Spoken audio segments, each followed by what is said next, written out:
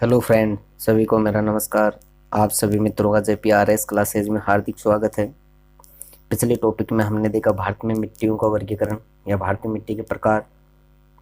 तो भारत में जो मिट्टियों के प्रकार की बात करें तो हमने टोटल भारत में जो मिट्टी का वर्गीकरण किया उसमें टोटल 8 प्रकारों की बात की, जिनमें हमने जलोढ़ मिट्टी है, लाल मिट्टी, काली या रेगूर मिट्टी, लेटेराइट मिट्टी, मरुस्थलीय मिट्टी, पर्वतीय मिट्टी, पीट या दलदली मिट्टी, लवणीय एवं क्षारीय मिट्टी, जिसे हम कलर मिट्टी भी कहते हैं। तो ये इन 8 प्रकारों का वर्णन किया।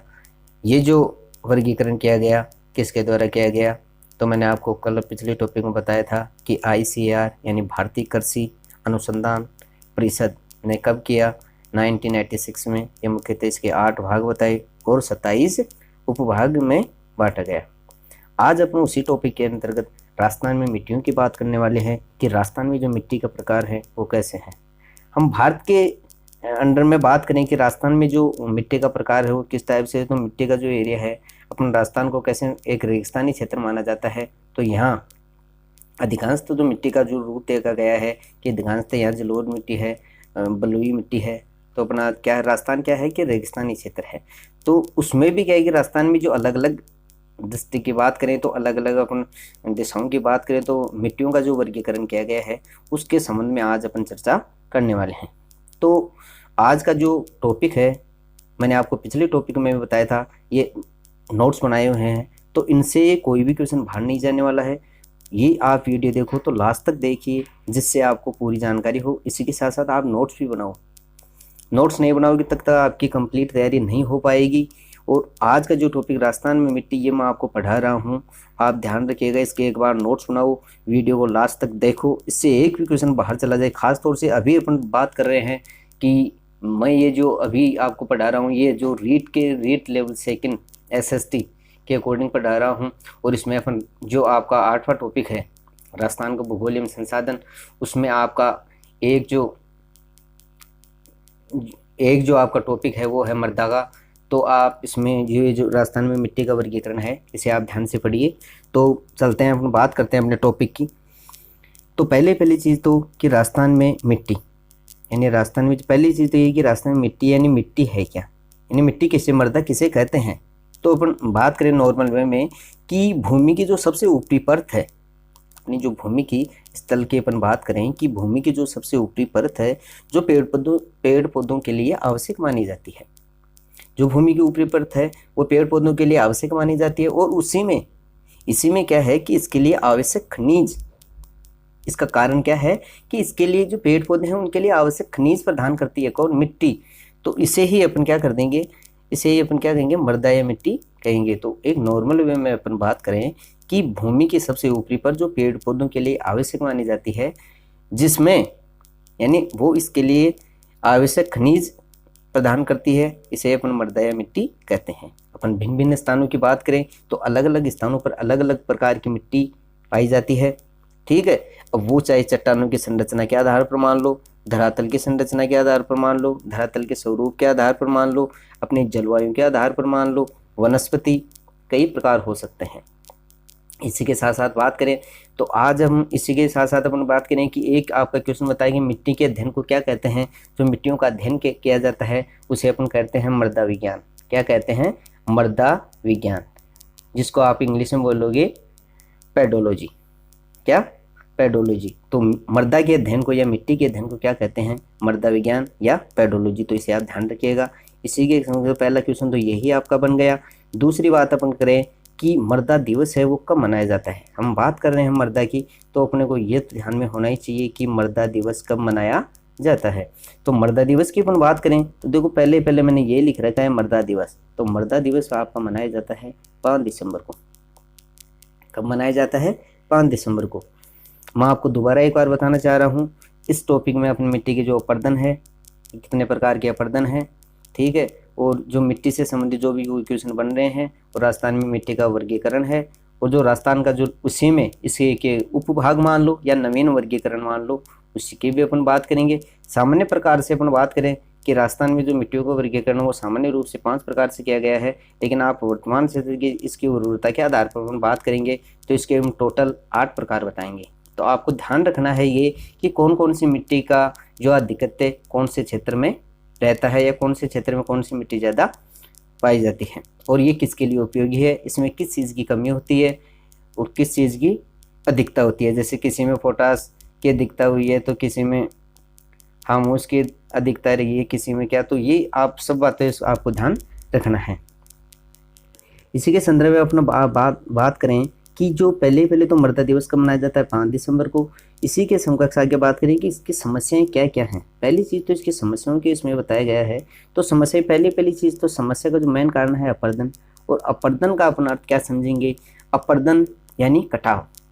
अपर्दन का अर्थ आप सीधा सा अर्थ समझेंगे, वो अपर्दन किसी प्रकार का हो सकता है। वो आपका जल के द्वारा अपर्दन भी हो सकता है, वह हवा यानी वायु के द्वारा अपर्दन भी हो सकता है, वह अलग प्रकार से जैसे इसमें अवनालिका अपर्दन है, चादर अपर्दन है, सेम अपर्दन है। तो ये अनेक प्रकार से अपर्दन का कहने का मतलब ये है कि मिट्टी का जो कटाव हो रहा है या स्थानांतरण हो रहा है वो उसके अलग अलग प्रकार है। वो एक मिट्टी की क्या है, एक समस्या है। तो आप इसमें पहली चीज़ तो ये थी कि अपर्दन होता क्या है। तो मिट्टी का एक जगह से दूसरी जगह स्थानांतरण या चले जाना।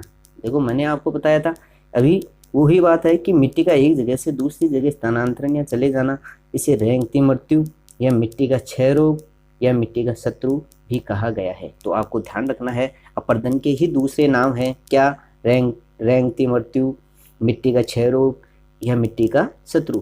तो यह आपको ध्यान रखना है, ये तीनों चीज़ें एक ही है। तो आप इसके बारे में आप कभी नहीं बोलोगे, आप इसे ध्यान में रखिए। आपका एग्ज़ाम में क्वेश्चन जो आपके एग्ज़ाम ऑफ व्यू की बात करें कि एग्ज़ाम ऑफ व्यू के रूप से किसी प्रकार से क्वेश्चन पूछ सकता है कि रेंगती मृत्यु किसे कहते हैं। अपर्दन को कहते हैं मिट्टी का क्षय रोग, अपर्दन को ही कहते हैं मिट्टी का शत्रु। मिट्टी का शत्रु यानी मिट्टी का जो कटाव हो रहा है, इसका क्षय हो रहा है, तो इसको आप अपर्दन को ही कहेंगे। तो इससे आप ध्यान रखिएगा। यह आपके खास तौर से रील के पॉइंट ऑफ व्यू से बहुत अच्छा टॉपिक है और सभी एग्जाम से जिसमें आपका जो सिलेबस में राजस्थान में मिट्टी का टॉपिक आ रहा है तो ये द बेस्ट टॉपिक रहेगा। इसे आप ध्यान से पढ़िए, वीडियो को लास्ट तक देखिए। फिर अपन बात करते हैं आगे टॉपिक की कि अपर्दन के प्रकार। यानी अपर्दन तो होता है, अपर्दन का क्या अर्थ है, एक जगह से दूसरी जगह पर स्थानांतरण होना, लेकिन अपर्दन के हैं प्रकार कितने। तो अपर्दन के प्रकारों की अपन बात करेंगे तो पहला जो प्रकार है वो है इसका जल अपर्दन।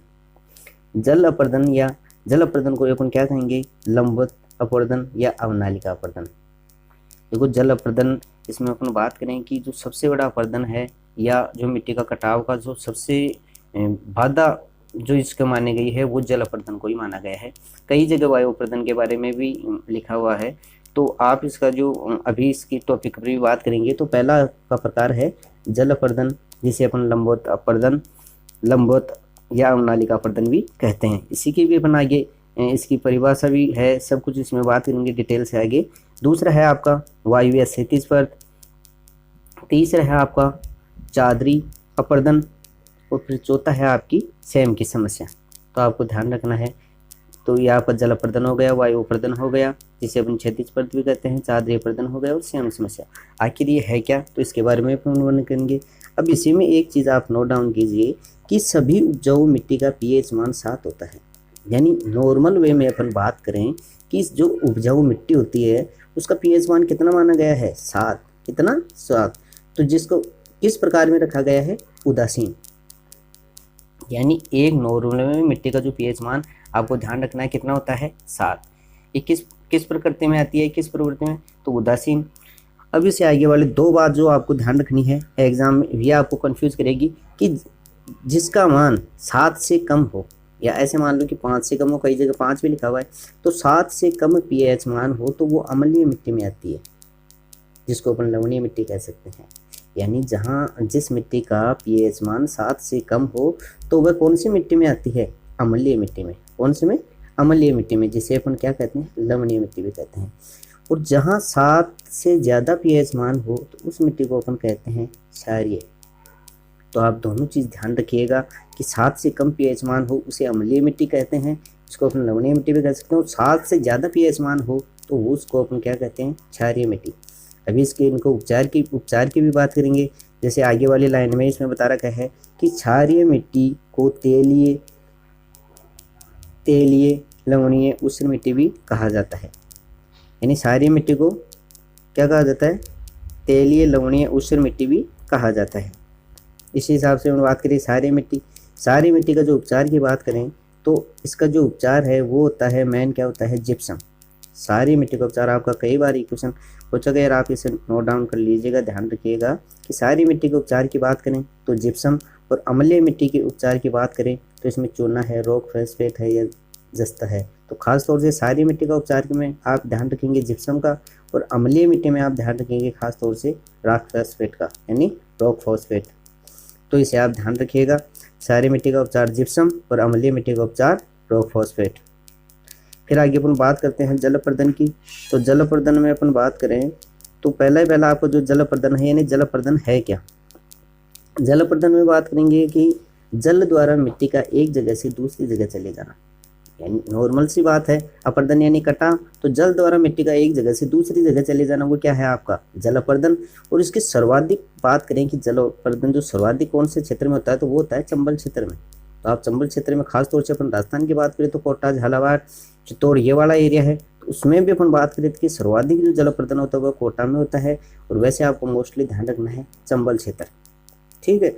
उसी में आपको कुछ ऐसे भी बता रखा है कि जो जल द्वारा अपर्दन हो गंगानगर, हनुमानगढ़ व भरतपुर में भी जल द्वारा अपर्दन होता है या माना गया है। तो खास तो इसमें मेन चीज़ यही है कि जल द्वारा मिट्टी का एक जगह से दूसरी जगह चले जाना, और सर्वाधिक कहाँ, चंबल क्षेत्र में। उसी के साथ आपको कोई जिला याद रखना है तो वो आपको याद रखना है कोटा। दूसरा बात करें अपन वायु अपर्दन की, तो वायु अपर्दन यानी हवा के द्वारा मिट्टी का एक स्थान से दूसरे स्थान पर चले जाना। किसके द्वारा, वायु यानी हवा, तो हवा द्वारा मिट्टी का एक स्थान से दूसरे स्थान पर चले जाना, ये क्या हो गया आपका वायु अपर्दन। इसकी अपन सर्वाधिक बात करें तो आपका जो रेगिस्तानी जो मरु प्रदेश है जैसलमेर, ठीक है।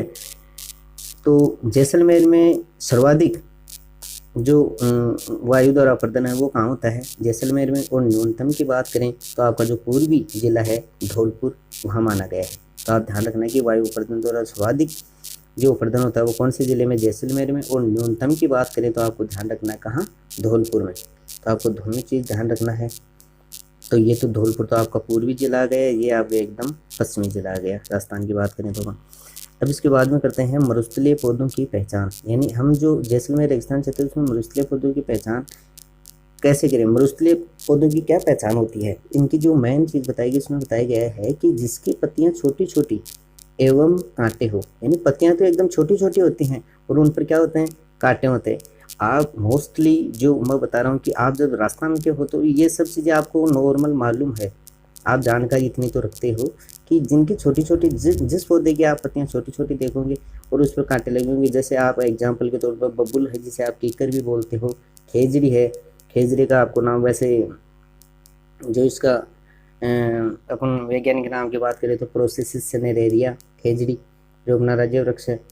तो जिसकी पत्तियां छोटी छोटी और उस पर कांटे हो वो आपका मरुस्थलीय पौधा हो गया। वायु अपर्दन को रोकने के लिए, यानी इसमें अपन क्या करेंगे, सबसे ज़्यादा वायु अपर्दन कैसे रोका जा सकता है, पेड़ लगाए जाए, ठीक है। जैसे अपन पेड़ों की बात करें, जैसे बबूल है, खेजड़ी है या और पौधे लगा दिए, अपन जितने पौधे लगाएंगे तो मरुस्थलीकरण जो है इसमें ये कम होगा और वायु अपर्दन में भी काफ़ी सहायक होगा। तो इसका उपचार खास तौर से ये बताया गया है। तीसरे अपन बात करते हैं चादरीय अपर्दन कि आखिर चादरीय अपर्दन है क्या। चादरीय अपर्दन की अपन बात करें तो चादरीय अपर्दन किसे कहते हैं, तो चादरी यानी जो आप देखते हो कि नहरों में या कई जगह से बरसात का पानी जो एकदम ऊपर से ऐसे नीचे के पहाड़ों के नीचे आता है तो वो चादर बहती रहती है, अपन अपने नॉर्मल भाषा में बोलते हैं कि चादर बह रही है, तो उसे अपन क्या कहेंगे, चादरीय अपर्दन। तो उसके द्वारा जो बरसात का पानी है उसके कारण पहाड़ों की मिट्टी क्या है कि नीचे आ जाती है, तो और फिर मिट्टी का एक स्थान से दूसरे जगह स्थानांतरण हो जाता है। तो इसकी अपन बात करेंगे चादरीय अपर्दन आखिर है क्या। तो इसमें अपन बात कर रहे हैं कि जब बरसात का पानी पहाड़ों की मिट्टी नीचे आ जाती है, यानी बरसात के कारण क्या होती है कि पहाड़ों की मिट्टी है क्या हो जाती है, नीचे आ जाती है, तो उसे अपन क्या कहेंगे, चादरीय अपर्दन। और ये इनके सर्वाधिक की बात करें तो ये सर्वाधिक सिरोही और राजसमंद जिलों में आपको सबसे ज़्यादा देखने को मिलेगा क्या, चादरीय अपर्दन। अब इसके बाद में बात करते हैं आगे सेम समस्या, यानी सेम समस्या है क्या। तो सेम समस्या की बात करें कि जब जल को, ये भी एक इसके जो मिट्टी के एक वो है उनकी समस्याओं में क्या, तो जब जल की अधिकता के कारण, यानी जल की अधिकता यानी आप ऐसे बोल सकते हो अतिवृष्टि, एक होती है अनावृष्टि, एक होती है अतिवृष्टि। अनावृष्टि और अतिवृष्टि। अनावृष्टि यानी बहुत कम बारिश होना या एकदम सूखा पड़ जाना, कभी बारिश हुई कभी नहीं हुई, ठीक है।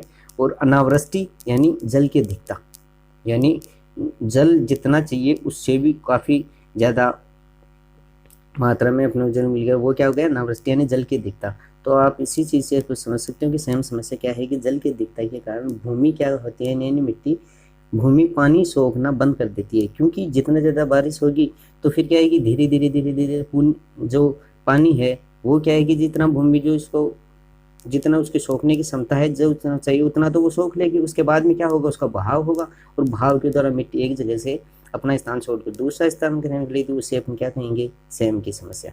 तो जब जल की अधिकता के कारण भूमि पानी सोखना बंद कर देती है तो उसे क्या कहते हैं, अपन सेम की समस्या कहते हैं। अब इसी में अपन बात करें कि ये सर्वाधिक कहाँ होती है, तो सर्वाधिक की बात करें तो आपको ये उत्तरी जिला है हनुमानगढ़। हनुमानगढ़ में भी अपन बात करें कि बड़ा पोल, भगवान दास, नौहर, रावतसर, इनमें ये देखने को मिलेगा। दूसरा आपका उत्तरी जिला है गंगानगर, इसमें फिर आपका इंदिरा गांधी नहर सिंचित क्षेत्र, इनमें ये सेम की समस्या सर्वाधिक देखने को मिलेगी, तो इसे आप ध्यान रखने का। और सेम की समस्या का उपचार भी इसमें दे रखा है कि सेम की समस्या का उपचार क्या है। जैसे अपने पहले क्षारीय मिट्टी और अम्लीय मिट्टी का उपचार की बात करी, तो इसी हिसाब से जैसे क्षारीय मिट्टी के हमने उपचार की बात की थी जिप्सम, और जो अम्लीय मिट्टी के उपचार की बात की थी रॉक फॉस्फेट, तो उसी हिसाब से सेम की समस्या का उपचार की बात करें तो यूकेलिप्स, यानी अपने यूकेलिप्स किसे कहते हैं, सफ़ेदे के पेड़ को। सफ़ेदे के पेड़ आपने देखे होंगे कि सेम की समस्या का जो उपचार है वो सफ़ेदे का पेड़ है, तो इसको अपन क्या कहेंगे, यूकोलिप्स। इसका जो दूसरा इसका नाम है सफ़ेदे का पेड़ को ही अपन क्या कहेंगे, यूकोलिप्स। तो सेम की समस्या का उपचार किसे माना गया है, सफ़ेदे का पेड़। अब इसमें बताया गया है, देखो सबसे खतरनाक अपर्दन कौन सा है, कि सबसे खतरनाक अपर्दन जो अपन बताया गया है वो होता है, इसमें बताया गया है जल अपर्दन। कई जगह वायु अपर्दन भी है, लेकिन आप ध्यान रखेंगे कि सबसे खतरनाक अपर्दन में जल अपर्दन ही आएगा, दूसरा फिर क्या आएगा, वायु अपर्दन। इसी के साथ साथ आगे अपन बात करें कि उपलब्धि क्षेत्र के प्रतिशत की दृष्टि से व्यर्थ एवं पठारी भूमि, यानी उपलब्धि क्षेत्र की प्रतिशत की दृष्टि से अपन बात करें कि जो सर्वाधिक व्यर्थ या पठारी भूमि, अपन बात कर रहे हैं किसकी, व्यर्थ की, व्यर्थ में भी किसकी, पठारी भूमि की। तो व्यर्थ पठारी भूमि को आप देखने को मिलेगी, वो कहाँ मिलेगी, राजस्थान। इसमें जो पहला स्थान किसका है, राजस्थान, जिसमें प्रतिशत के आधार पर सर्वाधिक व्यर्थ और वो भी कौन सी, पठारी भूमि है। तो वो आपको इसमें आपको ध्यान रखना है, जिला कौन सा, राजस्थान। क्षेत्रफल की दृष्टि से सर्वाधिक व्यर्थ भूमि की बात करें तो वो आपको मिलेगी जैसलमेर, आपका जो पश्चिमी जिला है जैसलमेर। उसमें भी अपन बात करें तो इसमें प्रतिशत बता रखा है 37.30%। तो सर्वाधिक व्यर्थ भूमि की बात करें तो जैसलमेर क्षेत्रफल की दृष्टि से। तो आपको दोनों क्वेश्चन आपको ध्यान रखना है। फिर मिट्टी से संबंधित कुछ क्वेश्चनों की आप यहाँ पे बात करते हैं आगे, कि राजस्थान में प्रथम मृदा परीक्षण की बात करें तो जोधपुर में, राजस्थान में जो प्रथम मृदा परीक्षण खोला गया वो कहाँ खोला गया, जोधपुर में। तो आपको ध्यान रखना है, जिसे राव जोधा ने बसाया था 1459 ईस्वी में। तो आपको ये भी ध्यान रखना है कि राजस्थान में प्रथम मृदा परीक्षण कहाँ खोला गया, जोधपुर में। और पौधों के लिए सर्वाधिक जो उपयुक्त मृदा है वो उसका जो पीएच मान है वो कितना, 6 से 7 माना गया है। स्टार्टिंग में हमने बात की जो ऊपरी परत है वो सर्वाधिक मिट्टी जो है वो पौधों के लिए आवश्यक मानी गई, क्योंकि उसमें पौधों के लिए आवश्यक खनिज पाए जाते हैं, ठीक है। इसके कारण तो पेड़ पौधे ज़्यादा लगते हैं ऊपरी जो भूमि है उसमें। तो पौधों के लिए जो उपयुक्त अपन पीएच मान की बात करें कि जो उपयुक्त पौधों के लिए उपयुक्त मृदा के लिए पीएच मान की बात करें तो 6 से 7 माना गया है। अब आगे अपन बात करते हैं कि सूखा संभाव्य कार्यक्रम की शुरुआत कब हुई। ये भी आपकी मिट्टी से रिलेटेड क्वेश्चन है कि सूखा संभाव्य कार्यक्रम, सूखा संभाव्य कार्यक्रम की शुरुआत की बात करें तो ये 1974-75 में स्टार्ट किया गया। सूखा संभाव्य कार्यक्रम की शुरुआत कब हुई, 1974-75 में, जिसमें केंद्र का 75% हिस्सा और राज्य का 25% हिस्सा माना गया है। और ये अकॉर्डिंग टू सिचुएशन, और बार बार ये जैसे बात करें अपन किसी सरकार की, या फिर डिपेंड करता है ये कि किस प्रकार की वस्तु स्थिति बनी हुई है, तो उसमें ये चेंज होते रहते हैं। तो सूखा संभाव्य कार्यक्रम की शुरुआत 1974-75, जिसमें केंद्र का 75% हिस्सा और राज्य का 25% हिस्सा माना गया है। फिर इसी के संदर्भ में दूसरा बात करें कि मरु विकास कार्यक्रम, यानी मरु विकास कार्यक्रम की शुरुआत की बात करें तो 1977-78 में, ये क्वेश्चन बहुत बार पूछा गया है, मरु विकास कार्यक्रम की शुरुआत कब हुई। तो आपको ध्यान रखना है 77 1978। इसमें भी केंद्र सरकार का 75% हिस्सा है, राज्य का 25% हिस्सा माना गया है।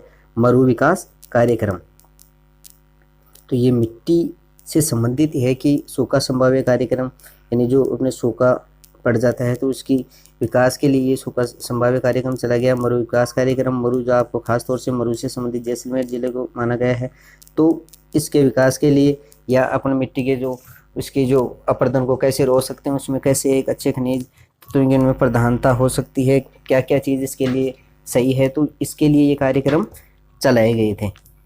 तो मरु विकास कार्यक्रम की शुरुआत 1977-78 में, आपको ध्यान रखना है ये दोनों डेटें।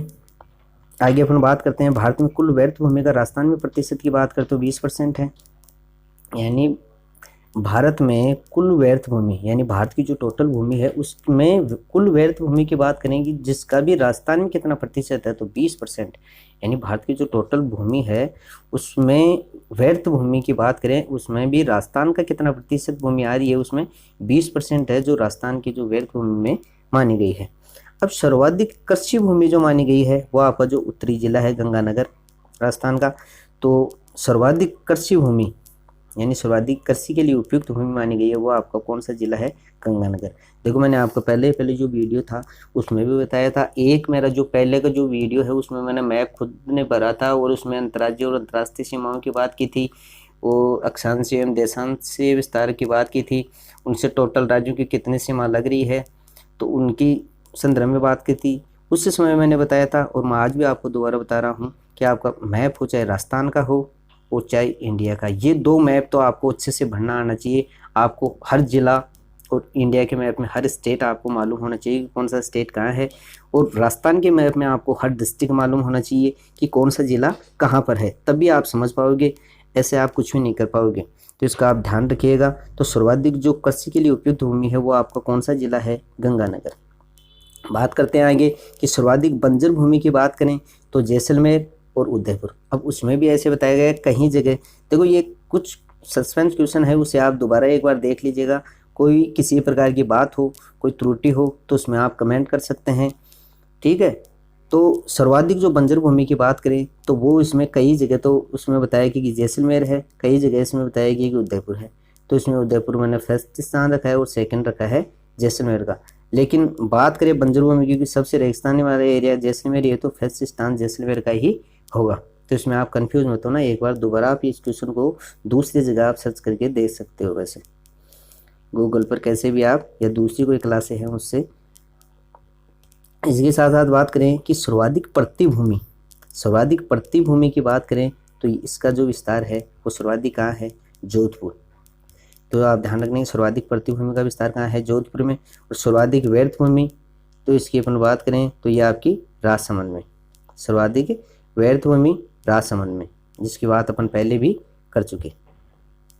केंद्रीय भू संरक्षण बोर्ड है वो है आपका कोटा और जोधपुर। केंद्रीय भू संरक्षण बोर्ड कोटा और जोधपुर। सामान्य मिट्टी परीक्षण प्रयोगशाला है जो मिट्टी परीक्षण के लिए जो प्रयोगशाला स्थापित की गई वो कहाँ पर की गई, तो आपको ध्यान रखना है जयपुर व जोधपुर। अब उसमें भी दो क्वेश्चन बन रहे हैं कि सामान्य मिट्टी परीक्षण प्रयोगशाला कहाँ स्थापित की, जयपुर में, और फिर दूसरा जोधपुर लिख रखा है, तो उसमें आपका दूसरा क्वेश्चन बन रहा है क्या कि जयपुर में तो सामान्य मिट्टी परीक्षण प्रयोगशाला स्थापित की गई, और उसके बाद में बात करें कि जोधपुर तो समस्याग्रस्त मिट्टी प्रयोगशाला की स्थापना की बात करें तो वो उसकी स्थापना कहाँ की गई, जोधपुर में। तो सामान्य तो मिट्टी प्रयोगशाला की बात करें तो इसमें भी आपको दोनों जिले वैसे ध्यान रखना है, और खासतौर से समस्याग्रस्त मिट्टी प्रयोगशाला की बात करें तो आपको ध्यान रखना है अकेला जोधपुर। अब बात करते हैं अपन राजस्थान में मिट्टियों के प्रकार की। देखो मैं आपको पहले ही बता चुका हूँ कि राजस्थान में सामान्यतः 5 प्रकार की मिट्टियाँ पाई जाती है, लेकिन अब अलग अलग विद्वानों ने अलग अलग बातें बताई हैं। आज अपन रीड सिलेबस अकॉर्डिंग मतलब 2021 के अकॉर्डिंग अपन बात कर रहे हैं, तो उसमें भी इनमें भी जो टोटल 8 प्रकार बताए, कई जगह 9 प्रकार बताए, तो 8 प्रकार हैं। तो इनमें आपको ध्यान रखना है कौन सी मिट्टी का, इनमें आपको ज़्यादा ध्यान नहीं देना 8 है 9 है। अब इसमें ये जो इनके प्रकार बताए गए हैं, निर्धारित किए गए हैं, वो किसके आधार पर बताए गए हैं, उर्वरता के आधार पर। उर्वरता के आधार पर राजस्थान में जो मिट्टियों के प्रकार की बात करें तो वो टोटल कितने प्रकार बताए गए हैं? 8। तो कौन सी मिट्टी कौन सी जिलों में ज़्यादा दिखे है कौन सी मिट्टी का, तो वो आपको स्पेशल ध्यान रखना है। इसी में मैं आपको पहले बता चुका, दोबारा आपको बता रहा हूँ, वीडियो में लास्ट तक बने रहिए, तभी आपकी ये चीज़ समझ में आएगी। और साथ साथ नोट्स बनाते रहिए। नोट्स आपको आज नहीं तो कल आपको बनाना ही है, तो आप इसमें लास्ट तक जुड़े रहिए और पूरा वीडियो देखिए, ठीक है। ज़्यादा से ज़्यादा अपने दोस्तों से शेयर भी कीजिए ताकि वो भी आपकी तरह इसका फ़ायदा उठा सके, क्योंकि रीट एग्ज़ाम अभी तो 20 जून की हो गई है, हो सकता है उसमें आगे कम ज़्यादा कुछ भी हो, लेकिन ये अभी रीट सिलेबस के अकॉर्डिंग ये अपन चल रहे हैं। और कोई भी आपके एग्ज़ाम हो और उसमें राजस्थान में मिट्टी का भी जो आपका टॉपिक दिया हुआ हो सिलेबस में, तो इससे बाहर कुछ भी नहीं आएगा। एक बार आप वीडियो से देखें अच्छे तरीके से और इसका नोट्स बनाइए। आपको कोचिंग में पढ़ते हो वो ही चीज़ यहाँ है, और आपको ये तो आपको इसमें तो बहुत ज़्यादा आपको फ़ायदा हो रहा है कि आपको बनाए हुए नोट्स मिल रहे हैं। इसमें आप देख देख कर ऐसे कैसे उतार सकते हो, ठीक है। डिपेंड करता है आप पर, वो आपकी सोच पर कि आप क्या सोचते हो क्या नहीं। कोई भी चीज़ के प्रति आप पॉजिटिविटी सोचते हो तो आपको अच्छा ज्ञान मिलेगा। पहले ही आप नेगेटिव सोच ले कि यार ये कुछ नहीं हो रहा है, कुछ नहीं है, तो आप कुछ भी ग्रहण नहीं कर सकते। तो बी पॉजिटिव और वीडियो को लास्ट तक देखिए। तो पहला जो आपका है रेतीली बलुई मिट्टी, जिसे आप मरुस्थलीय मिट्टी भी कहते हैं। अब मरुस्थलीय मिट्टी के नाम से याद रहते हैं आपको कौन सा? अपना शेखावाटी क्षेत्र है।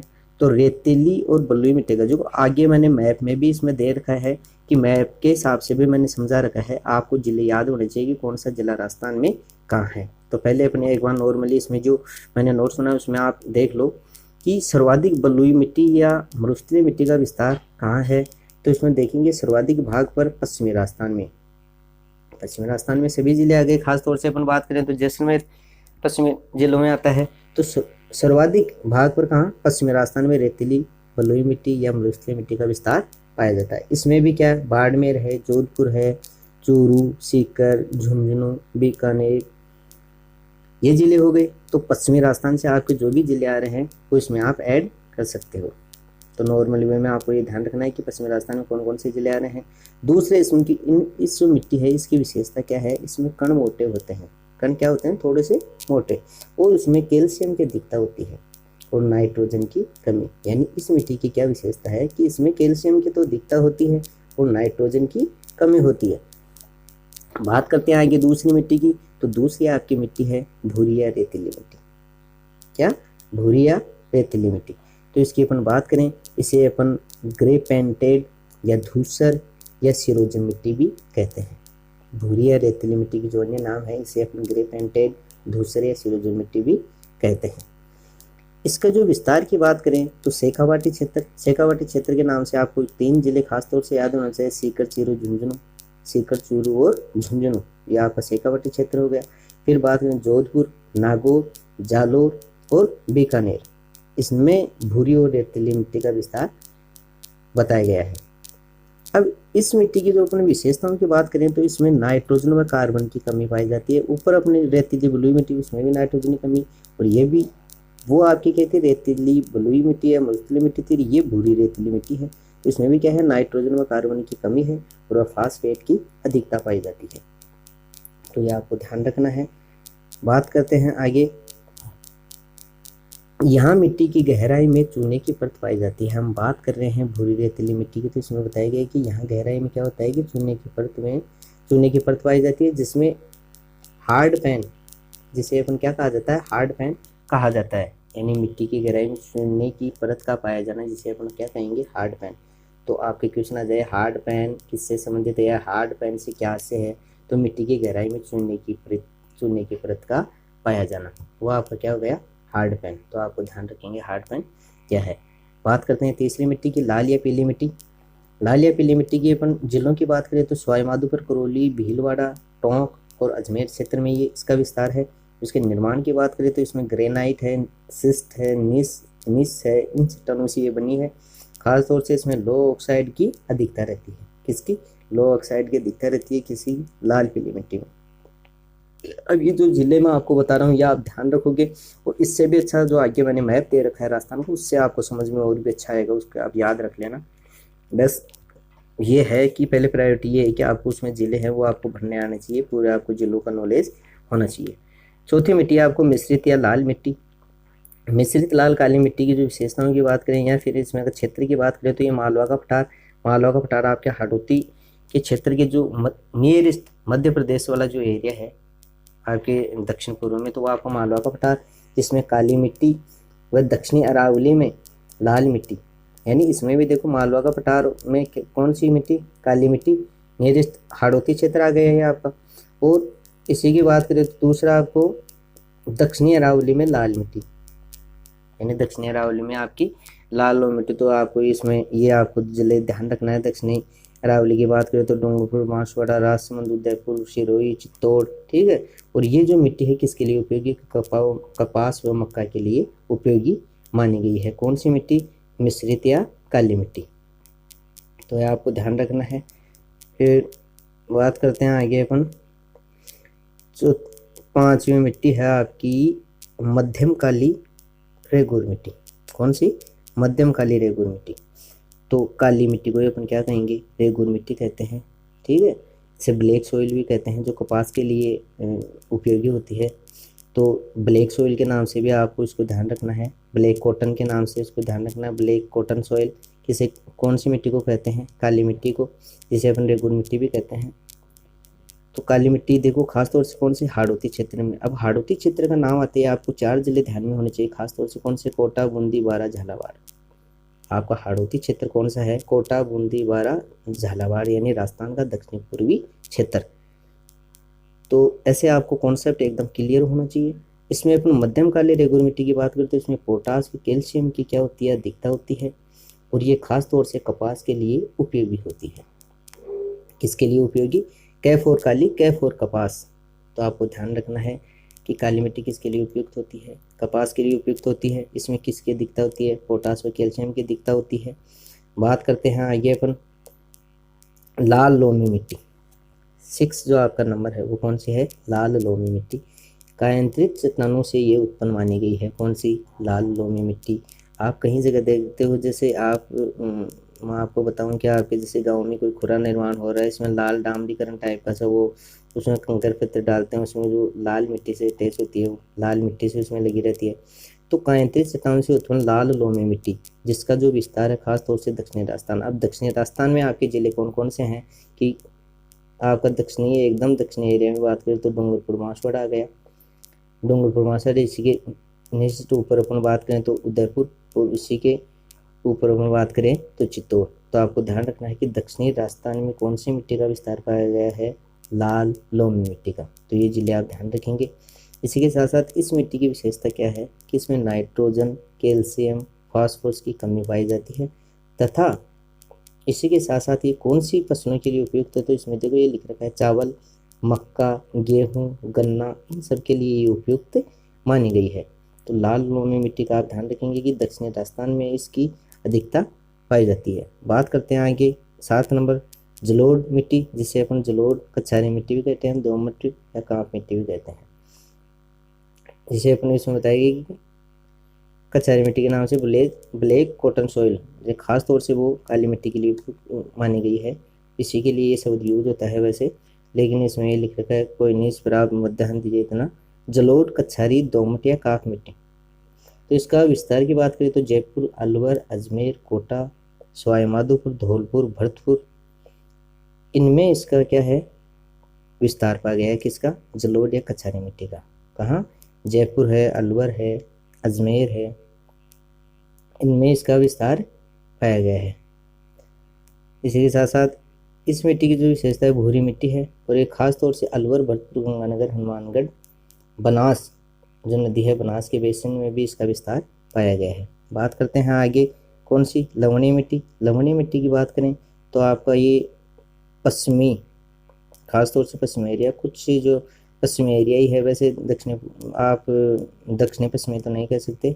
तो पश्चिमी एरिया में बाड़मेर, जालोर, और आपका हाड़ौती क्षेत्र में कोटा, फिर आपका जो भरतपुर, गंगानगर, इसमें लवणीय मिट्टी का विस्तार पाया गया है। देखो ये जो मिट्टी है अलग अलग डिस्ट्रिक्ट में कुछ कुछ अंश के रूप में कहाँ कहाँ कौन सी मिट्टी पाई जाती है, इस हिसाब से आपके अलग अलग जिले हैं। तो आपको सबसे ज़्यादा तो मैंने याद ये रखना है, जैसे लवणीय मिट्टी आ गई तो इसका विस्तार खास तौर से अपन बात करें तो बाड़मेर में माना जाता है, और बाकी क्या आप इतने ध्यान रखने की जरूरत नहीं है, जैसे बाड़मेर और जालोर हो गई, क्योंकि ऐसे तो आप कन्फ्यूज हो गया, आपका उत्तरी जिला हो गया या आपका पूर्वी जिला हो गया या आपका हड़ौती क्षेत्र का जिला हो गया। ठीक है, तो आपको मेन याद क्या रखना है कि इसका सर्वाधिक विस्तार कौन से क्षेत्र में पाया जाता है।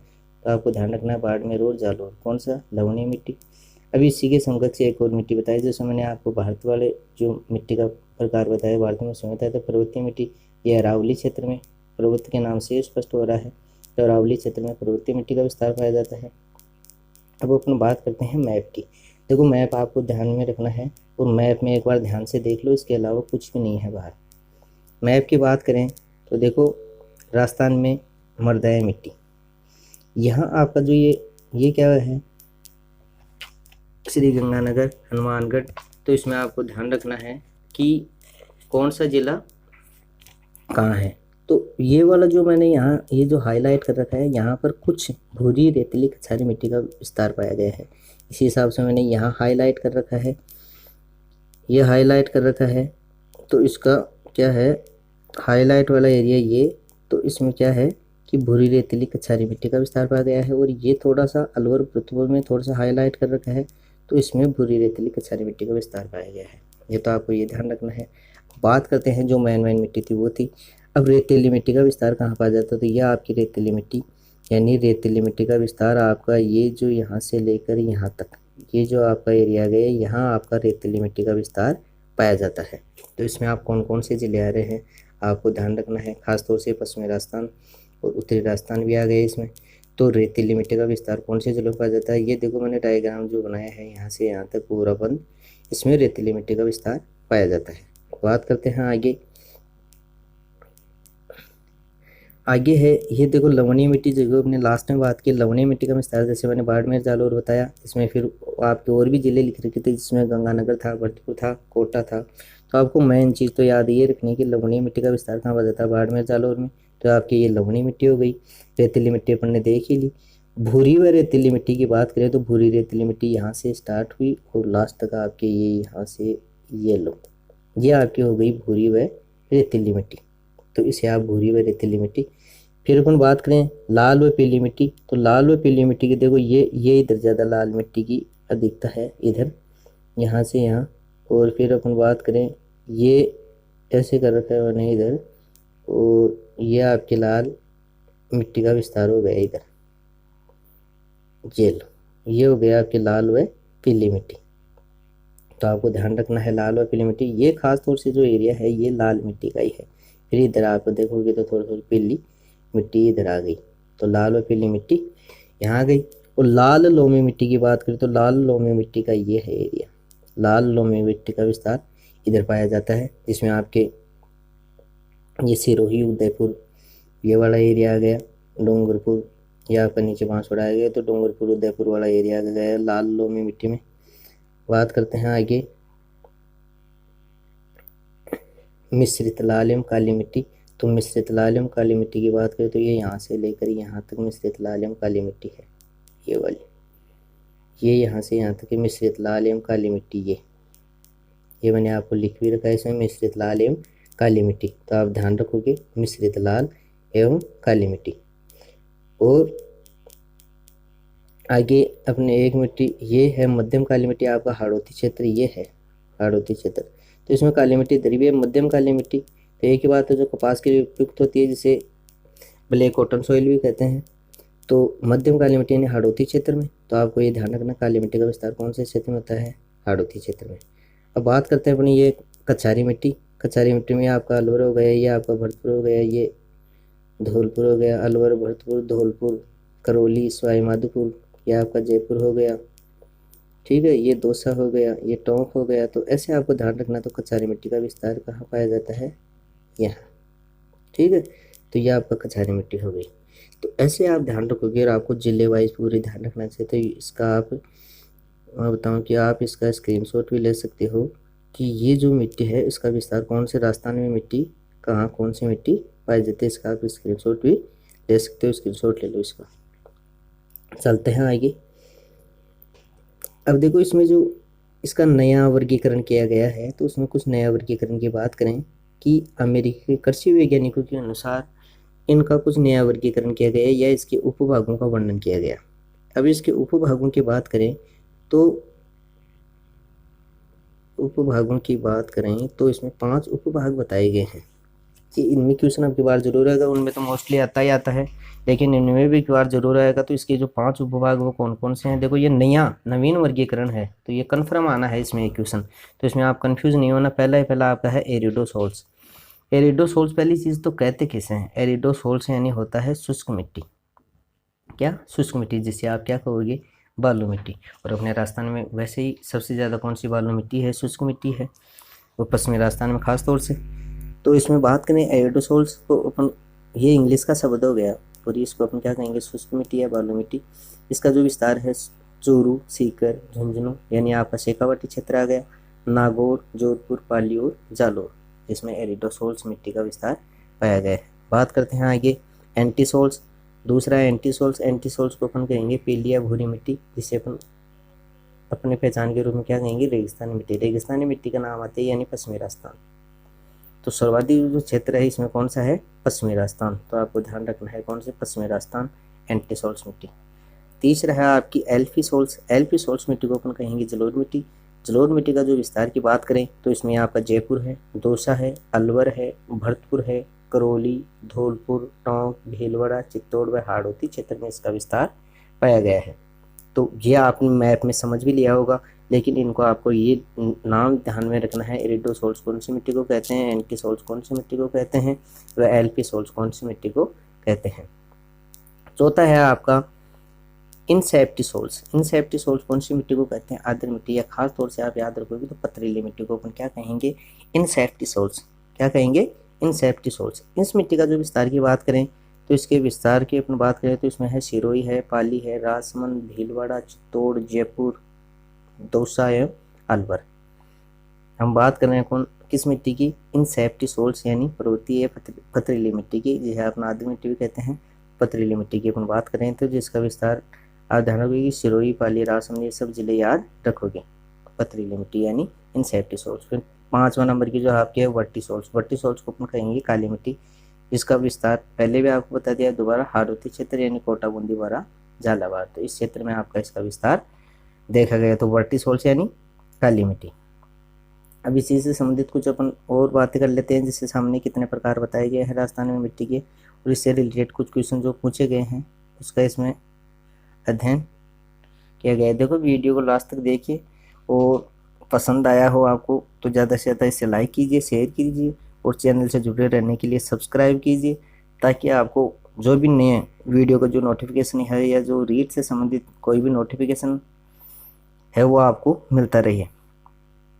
तो इसमें बात करते हैं आगे, राजस्थान की जो अधिकांश मिट्टियाँ हैं वो, राजस्थान की अधिकांश मिट्टी में कौन सी मिट्टी है? जलोढ़ या वातोड़ मिट्टी। राजस्थान की जो अधिकांश मिट्टी कैसी है? जलोढ़ या वातोड़। अब उसमें भी हम बात करें तो पश्चिमी राजस्थान की मिट्टियाँ प्राय बालू में है। देखो राजस्थान के अपन पूरे राजस्थान की बात करें तो इसमें कौन सी मिट्टी की दिखता है? जलोढ़, जिसे अपन वातोड़ मिट्टी भी कहते हैं, तो जलोढ़ मिट्टी की दिखता है।